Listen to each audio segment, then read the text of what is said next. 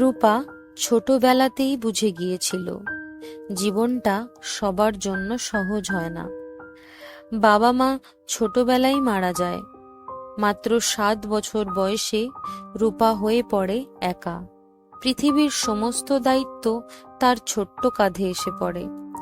তার কোনো ভাই বোন ছিল না, আর গ্রামের মানুষদের সহানুভূতি ছিল, কিন্তু সেটা খুব বেশি দিন টেকেনি। একসময় সবাই নিজের কাজে ব্যস্ত হয়ে পড়ে, আর রূপাকে তার নিজের সংগ্রামের মধ্যে একা ছেড়ে দেয়। প্রথম প্রথম প্রতিবেশীরা কিছু সাহায্য করত, কেউ খাওয়ার জন্য কিছু দিত, কেউ পোশাক। কিন্তু সময়ের সাথে সাথে তারা বুঝিয়ে দিল একা মেয়ের বাঁচার পথ নিজেকেই তৈরি করতে হবে। রূপা কোনো অভিযোগ করত না। সে জানত কান্নাকাটি করে কেউ তাকে বাঁচাতে আসবে না। রূপা বড় হতে হতে ধীরে ধীরে কাজ শিখে নিল।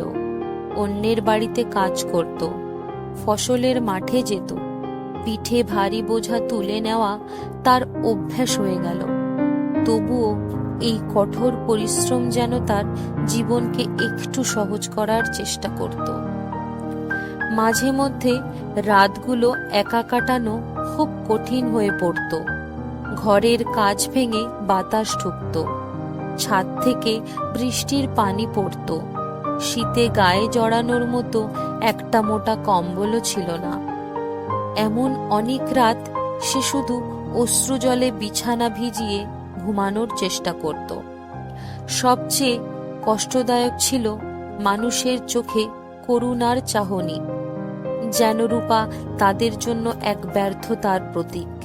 একজন মেয়ে যে একা বাঁচার চেষ্টা করছে, কিন্তু জানে না সে কবে হেরে যাবে। মেয়েদের পক্ষে একা বাঁচা খুব কঠিন, এটা তাকে প্রতিনিয়ত মনে করিয়ে দিত সমাজ। তবুও রূপা হার মানেনি।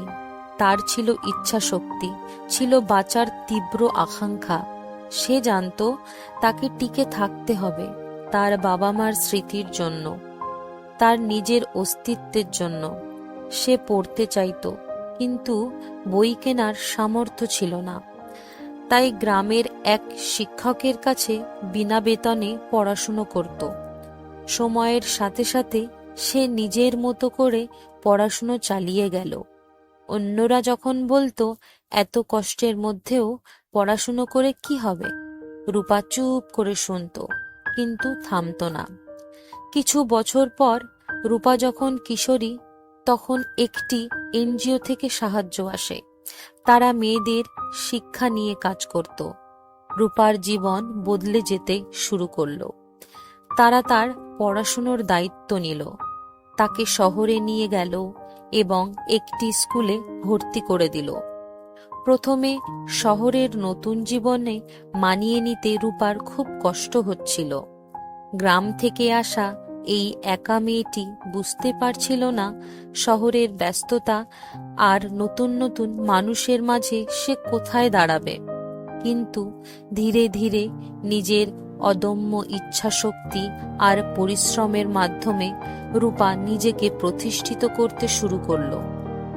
কিছু বছর পর রূপা নিজে একজন শিক্ষিকা হলো। তার কঠোর জীবন তাকে শিখিয়েছে কেউ যদি নিজের ইচ্ছা আর চেষ্টা দিয়ে পথ চলতে থাকে, তবে কোনো বাধাই তাকে থামাতে পারে না। রূপা জানত সে একা, কিন্তু একা থাকাও সাহসের কাজ। সেই সহজই তাকে আজকে রূপা বানিয়েছে একজন সংগ্রামী, একটা মেয়ে যাকে আর কোনোদিন জীবনে থামতে পারবে না।